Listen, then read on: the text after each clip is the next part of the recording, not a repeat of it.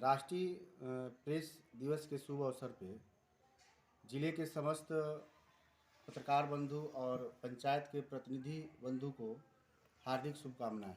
आजकल भारत के पंचायतनामा में आज हम लोग हैं। कुटिया भर ग्राम सभा है यह बनकटा विकास खंड का, और यहाँ एक दिग्गज समाज सेवी हैं जिनकी पत्नी यहाँ धर्म आज प्रधान है। और हम आपको बता दें, जो सरकार प्रायोजित वंचित और शोषित वर्गों के सशक्तिकरण का प्रयास है, उस सशक्तिकरण का एक जीती जागती मिसाल है।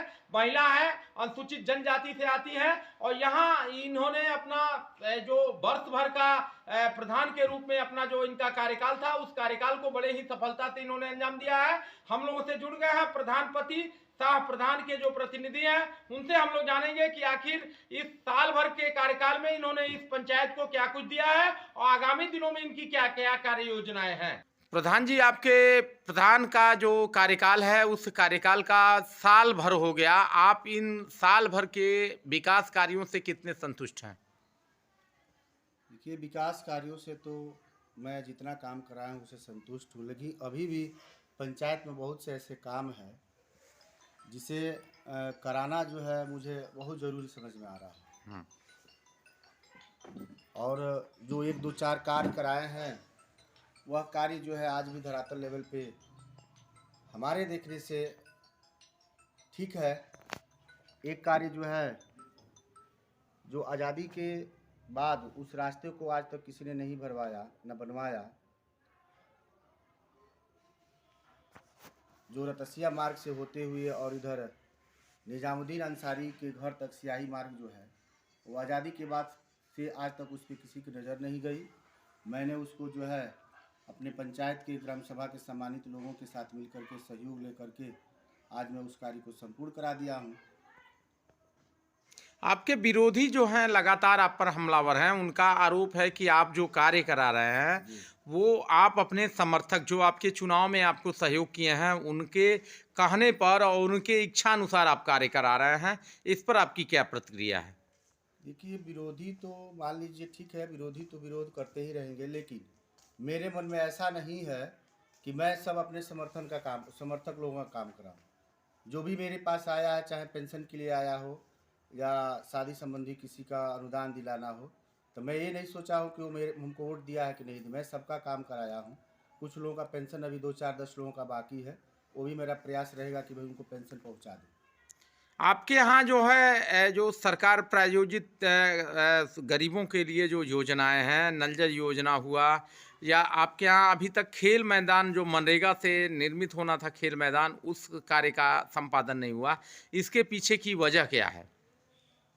मनरेगा खेल मैदान की वजह है कि मेरे ग्राम सभा में खेल मैदान की जो है अभी तक कोई भूमि जो है सरकारी आवंटित है नहीं। मैंने राजस्व विभाग से कई बार सर्च कराया, तो उसमें जो है खेल मैदान मेरे ग्राम सभा में वो भूमि है ही नहीं। ग्राम सभा में तमाम ऐसे गरीब हैं जिनके पास छत नहीं है, जिनके पास रहने के लिए मकान नहीं है, झोपड़ी नुमा मकानों में तमाम गरीब आज भी रहते हैं, तो उनको प्रधानमंत्री आवास योजना का लाभ अब तक नहीं मिला। इसके पीछे की कौन सी वजह है और इसका जिम्मेदार कौन है?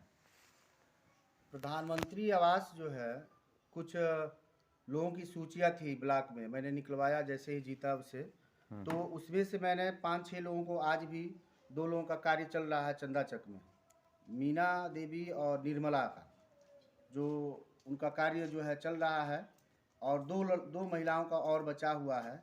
उनका भी मेरा अथक प्रयास रहेगा कि जल्द से जल्द उनको दिला दूँ। उसके बाद जैसे ही सरकार का मंशा होगा कि भाई नए कार्यक्रम के अनुसार जो है, या नए सिरे से जो है प्रधानमंत्री आवास की जो है सूची दी जाए, तो मैं अपने ग्राम सभा से प्रयास करूंगा कि मैक्सिमम गरीब लोग जो हैं, जिनको आवास नहीं है, छत नहीं है, उनको मैं आवास दिलाने का प्रयास करूंगा। आप जिस एजेंडे पर, जिस प्राथमिकताओं के बल पर यहाँ की जनता का जनादेश पाए, तमाम जनता का विश्वास आपके साथ जुड़ा था, और आप लगातार जनता के बीच घूम घूम करके चुनाव में कह भी रहे थे कि गरीब लोगों को, जो अंतिम पायदान पर खड़े लोग हैं, उन तक हम विकास की रोशनी पहुँचाएंगे। 4 वर्ष का समय शेष है। इस 4 वर्ष के समय में आप अपने ग्राम सभा को लेकर के क्या क्या एजेंडा तय किए हैं, आप हमारे चैनल के माध्यम से अपने दर्शकों को बताएं।